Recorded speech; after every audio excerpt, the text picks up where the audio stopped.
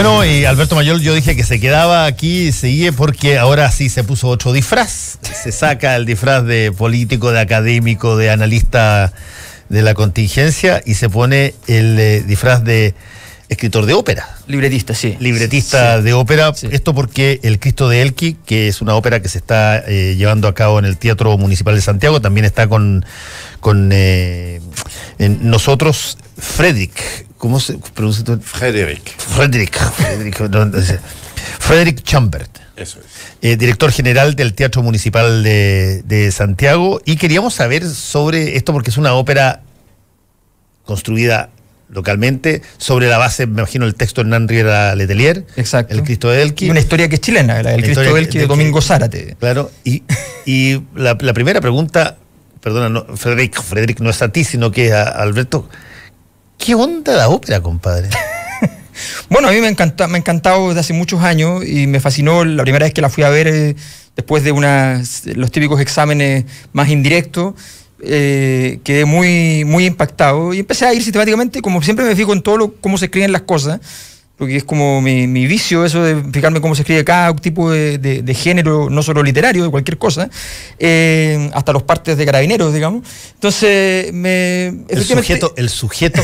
Exactamente, entonces me puse a revisar, siempre revisaba, y siempre pensaba que sería interesante hacer una ópera hasta que apareció Miguel Farías, que nos conocimos hace varios años atrás, que es un gran músico chileno, muy joven, yo decía, tiene 34 años, una madurez, una capacidad enorme, y resulta que a partir de eso empezamos a hacer trabajos conjuntos, y sobre investigación operática primero, y de repente él me dice, oye, tengo que hacer algo, un encargo chiquitito, qué sé yo, para Europa. Entonces me dice, ¿qué se te ocurre? No se me ocurre ni una idea. Yo le doy una idea, me dice, ya, pero eso yo no lo puedo escribir, ¿por qué no lo escribes tú?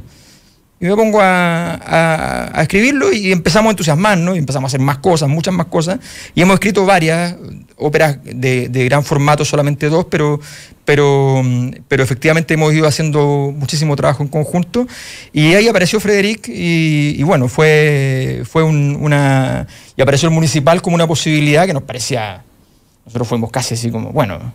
Eso es como que debutas en primera división y haces 6 goles. Claro, ya. Haces 6 goles. Claro, entonces pero ahí fue, claro, el arrojo y la osadía y la visión de Frederick de decir, bueno, esto es parte de la misión que tenemos en el teatro.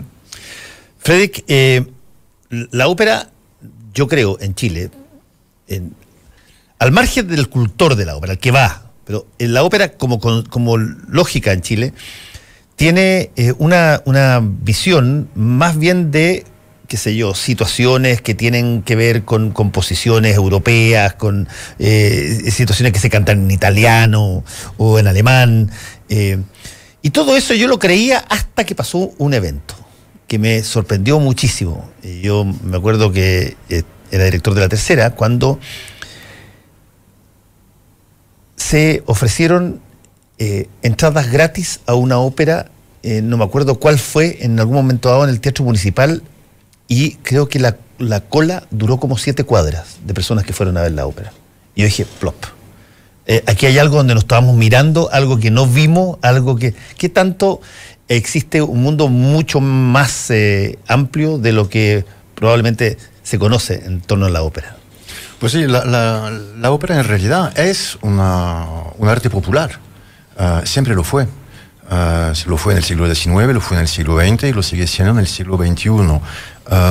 Padece de una imagen de práctica cultural elitista, reservada a una minoría social, lo que no es el caso en realidad, porque si uno toma una institución como el Municipal de Santiago, el 35% del público tiene menos de 35 años, el 20% tiene menos de 25 años, más del 30% de la actividad es gratuita y se llena, son 200 espectáculos por temporada o encuentros con el público de alguna manera, y todas las experiencias que tengo es que cuando se hace asequible, cuando uno se abre a los otros, a los vecinos, a una población que no nos despierta por la mañana leyendo las críticas de ópera y que, pero va, y esa gente viene y viene con mucho gusto.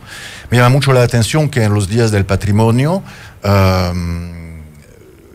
que fueron hace poquito, 3 semanas, sí. hace poquito, un fin de semana. En un fin de semana fueron más de 10.000 personas que visitaron el Municipal de Santiago, el teatro.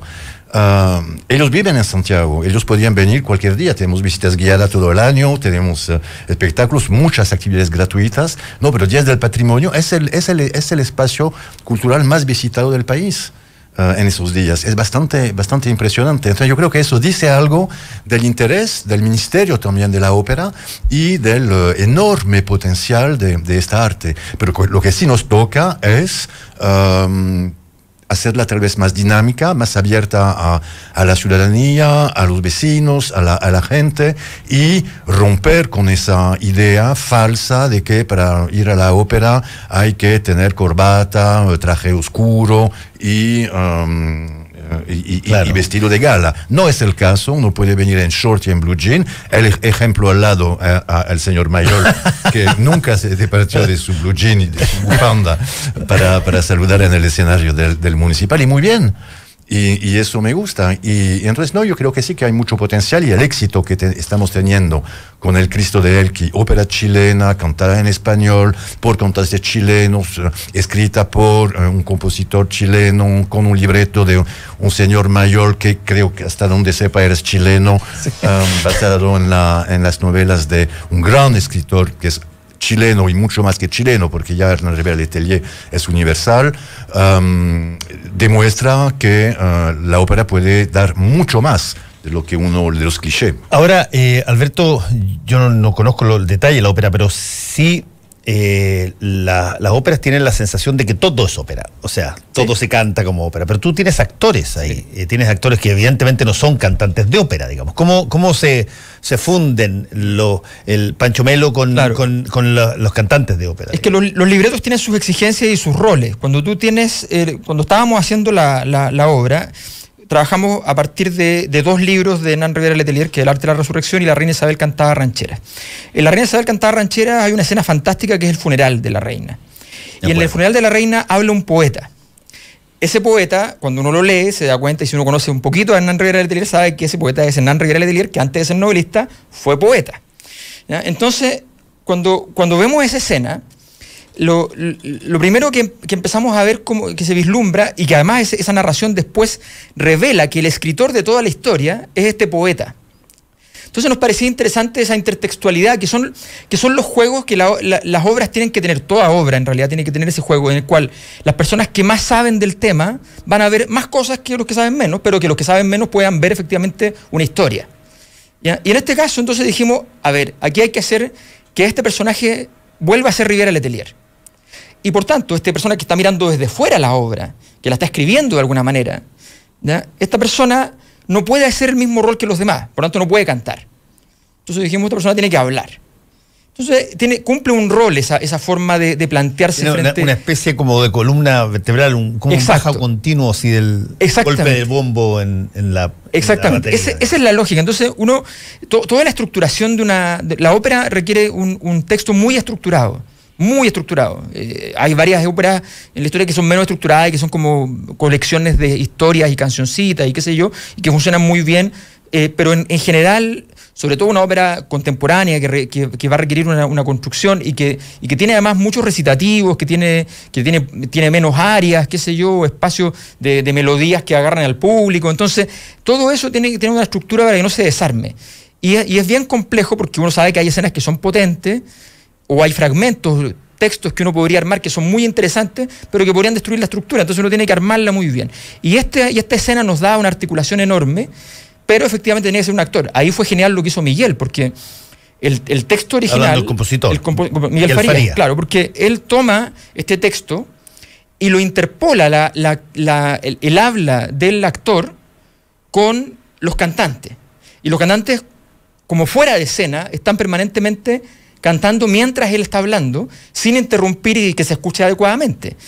todo eso, y eso pues, en la puesta en escena, que es otra historia. O sea, yo siempre digo, cuando uno aprende en este mundo, el libretista es como el 4%, el músico es como el 10%, y de ahí para adelante hay 300 personas trabajando que son fundamentales, que le dan otra impronta a la obra. Uno puede tener un libreto y ese libreto se puede transformar en de todo. Y de hecho lo que se pasa en el mundo hoy día es que todas las óperas tradicionales, se acaba de hacer la Bohème que está hecha en el espacio.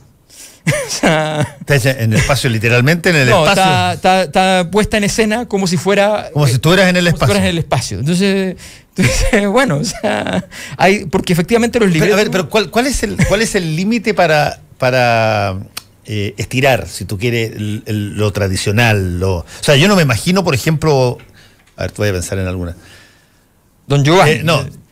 Turandot, sí, Nessun Dorma. Nessun Dorma. Nessun Dorma, de pronto, no sé, cantada por, no tengo idea, pero un pordiosero a la entrada de una iglesia. Pues de hecho, yo en otro teatro que dirigía en Francia, en Toulouse, hice un Turandot así.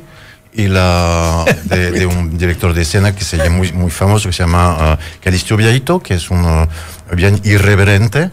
Y entonces eso pasaba en la China, sí, pero en la China maoísta y entre con filas de ejército rojo. Entre cajas de cartón, porque en realidad para él una imagen de la dictadura era la civilización de Amazon. Y entonces esa gente que hace kilómetros cargando cajas y cargando cajas y cargando cajas, etc. Y entonces todos estaban como el traje azul de los obreros chinos, el gorro, y Nessun Dorma, el tenor lo cantaba así. Entonces sí, eso por ejemplo. Puse el peor ejemplo. Pero no hay límite en realidad. La cuestión es la coherencia. Lo que se le pide a una puesta en escena, no hay buena o mala, pues sí, hay buenas y malas puestas en escenas, pero no hay mala idea.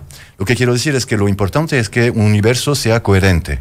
Es exactamente como la literatura o la música o la pintura.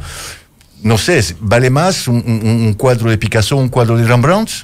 Son approaches distintos, son mundos distintos, son preguntas distintas. Entonces, lo que se exige de una puesta en escena es que sea coherente, que revele un universo, que es el universo del director de escena, y que permita a la obra expresar aspectos completos, porque las obras son multifacéticas. Hay muchas cosas en una obra.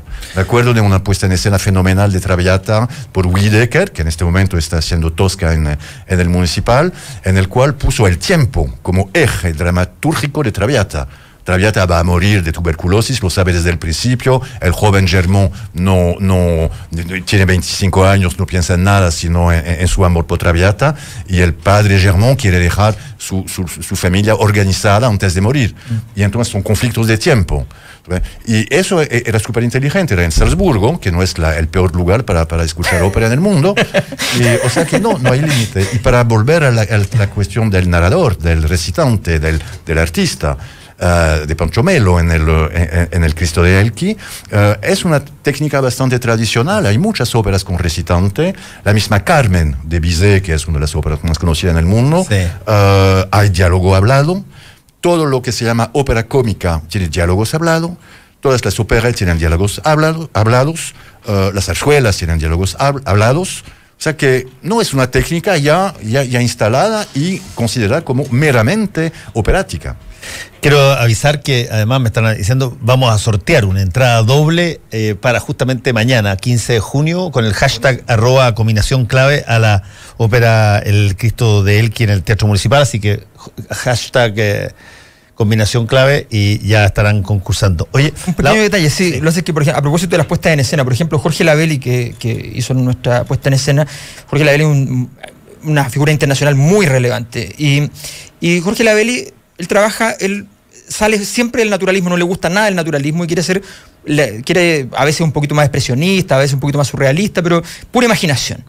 Bueno, hay una escena, que es el prólogo, que es una especie de reunión de directorio entre un cardenal y 2 obispos, donde los lunes en la mañana planifican la semana, ¿ya? Y de repente, cuando llegamos a ver la maqueta de la obra, él dice, bueno, y entonces el cardenal va a llegar en una silla de ruedas. Ya, bueno, sí, un poco raro, pero está bien, ¿ok? Y los obispos van a llegar en triciclos.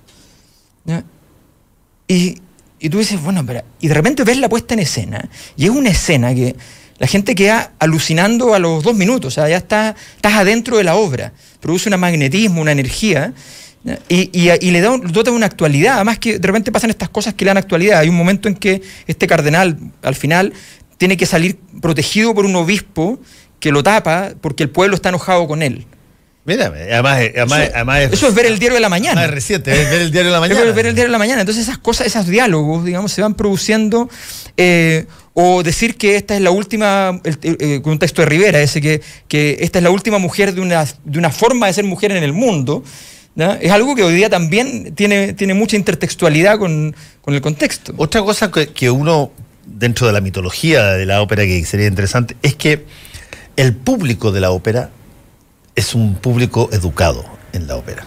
Es un público que sabe, que es capaz de captar todas estas cosas que estás diciendo, apreciarlas y que tiene un mayor nivel de calidad que, por ejemplo, la persona que va al cine, o la persona que va a un festival de viña, o la persona que va a una obra de teatro, donde más bien va a empaparse, divertirse, entretenerse. Pero aquí para ser espectador de ópera hay que tener una serie de elementos especiales. ¿Eso es cierto o no es cierto? Mira, perdón, pero estoy en total desacuerdo. Pero eso es lo que me gusta. Porque la ópera es primero que todo un espectáculo, un entretenimiento, un momento que hay que disfrutar. Y después es exactamente como para todo. Alguien que sabe mucho de fútbol va a apreciar más un partido de fútbol que alguien que sabe menos. Pero igual, yo sé muy poco de fútbol, no juego al fútbol, pero... Hoy día parte el mundial, por si acaso. Yo sé. Te lo quiero avisar. Y Rusia juega contra Arabia Saudita. Arabia Saudita, sí. O sea que hasta ahí llega mi información. Pero después yo disfruto un partido de fútbol. Entonces yo creo que no hay que decir que uno tiene que tener un contacto con la ópera, puede entretenerse, divertirse, y hay gente que va poco a poco familiarizándose y aprendiendo. Pero no es ninguna forma de universidad o de práctica elitista que requiera una cultura previa. No, es un arte totalmente abierto. De ahí las peleas que surgen cuando al público no le gusta una puesta en escena, una obra, un cantante. No es la gente más acostumbrada a ver espectáculos que grita, etcétera. Son los demás. Dime una cosa, Frederick. Ya con el tiempo que tú tienes en Chile, ¿hay obras particulares que tú las pones en Chile y que automáticamente prenden, pero como si fuesen, tú lo puedes poner 1000 veces y se va a llenar y va a ser un hit 1000 veces? Es el equivalente a lo que pasa en Semana Santa. Todos los canales de televisión ponen claro, la de Sefirelli. Ahora han puesto, han mejorado, han puesto a Jesucristo Superestrella, que es bastante mejor, pero tú lo pones, la de Sefirelli, y tú sabes que va a tener un buen rating. Sí. Bueno, hay unas 5 obras así en el repertorio, pero igual pueden funcionar más o menos. Por lo general funciona bien. Son Traviata, Tosca, Rigoletto, Carmen, Trovatore y punto. O sea que no puedes tampoco dar eso constantemente porque vas a perder el público, claro. Porque el público se va a cansar. En ballet, Cascanueces es un hito, el Lago de los Cisnes también, o sea que son pilares del repertorio. Pero después la ópera es un arte bien completa, o sea que tienes el título, Traviata, pero ¿qué vas a hacer con Traviata? Si la haces en el espacio o la bohème del espacio, probablemente el público va a quedar un poquito sorprendido y puede ser que no resulte tanto como lo esperabas, ¿no? O que compren las entradas, pero después se van a decepcionar. ¿Y qué tanto hay materia prima en términos actorales y en términos de cantantes? ¿Qué tanto producimos nosotros cantantes de ópera o tenemos que importar básicamente cantantes? No, hay una escuela de canto chilena, hay cantantes chilenos incluso que tienen carreras internacionales. Después hay una cuestión de tamaño del país. Es un país de 17 millones de habitantes. y no hay cantantes en todas las voces, porque se conoce soprano, mezzo, barítono, bajo, etcétera, pero dentro de cada categoría, el que canta Nessun Dorma no es el mismo tenor que el que canta Don Pasquale. Entonces Y eso yo me acuerdo una vez que alguien criticó a Luciano Pavarotti porque yo lo encontraba insólito. A mí se me paraban los pelos con el Nessun Dorma de Pavarotti y el tipo decía, sí, pero él no tiene el tono particular, el timbre que corresponde justamente a esa área. Y yo decía, chuta. Bueno, pero de hecho Pavarotti fue un gigante del canto absoluto, pero Nessun Dorma es un Helden tenor y Pavarotti nunca lo fue. Es un gran tenor lírico con una voz muy, muy potente, o sea que sí, hay eso. Mira eso, pero ansia total, yo creo. No, pero entonces, para volver a la cuestión de los cantantes chilenos, hay huecos, digamos, en el repertorio. Es difícil en este momento conseguir ciertos roles. Bueno, entonces en este momento hay que importar, como dices tú, cantantes extranjeros. Después hay roles que son difíciles de cantar en el mundo entero y que durante muchos años, durante hace como 10 años, no se conseguía tenor para cantar Wagner. No habían dos. Punto. Entonces eso parece como los oftalmólogos. Se cantaba mal. Entonces no había nadie que pudiera cantar Aida, Radamés en Aida, a un nivel decente. Y a un nivel internacional. Y después surgió a nivel internacional una nueva generación de tenores que pudieron cantar esos roles, y muchos. Entonces hay momentos, y entonces Chile hay que seguir trabajando, escuchando, formando artistas, y de hecho en el Cristo de Elqui son puros cantantes chilenos, lo que en sí es un evento, porque yo creo que nunca se había dado en los abonos del teatro, digamos que el público más estable del teatro fuese invitado a escuchar solamente cantantes chilenos. Y yo creo que parte del éxito del Cristo de Elqui tiene que ver con esto, con una identificación de los cantantes, con el desafío que todos esos cantantes sean Evelyn, Patricio Sabaté, Yalitza Vélez, Javier Weibel, bueno, todos esos cantantes que los amantes de la ópera conocen muy bien, pero levantaron el reto y cumplieron con un compromiso gigante. Oye, quiero decir que más de 30 personas dicen, porque lo pusimos recién, participaron más de 30 personas en 5 minutos, ganó Paulina López GI, @Paulina López GI, las 2 entradas. Oye, los felicito, y a ti, Alberto, crece en estatura de admiración. No, la verdad es que estas personas que son capaces de... A mí me gusta escribir, y eso es lo único, de hecho, es escribir, para simplemente aprender. Aprendí mucho con Frederica, hay que decir que efectivamente me ayudó mucho a estructurar bien el libreto. Y quiero decir una cosa, que es un consejo, para que usted vea que la ópera es fácil de digerir. Haga un ejercicio muy simple, ponga a un niño de 5 o 7 años a ver una ópera por la tele. Y como la ópera tiene mucho color, tiene mucho ruido, muchas peripecias, mucha gente que cae, que se sube, que se eleva, qué sé yo, los niños la ven entera. Y es una señal muy clara de que es una cosa muy accesible para cualquier público. Muchas gracias, Frederick, muchas gracias a ti también, Alberto, y ojalá que tengan un exitazo. ¿Y ya me estás preparando otra o no? Nosotros teníamos de antes cosas. Digo yo, aprovecha la ola. El director del coro municipal, cada vez que nos ve, nos dice a mí y a Miguel... Oye, ya, pero empiecen a hacer empiecen a hacer la otra. La otra. Bueno, muy bien, muchas gracias a ambos.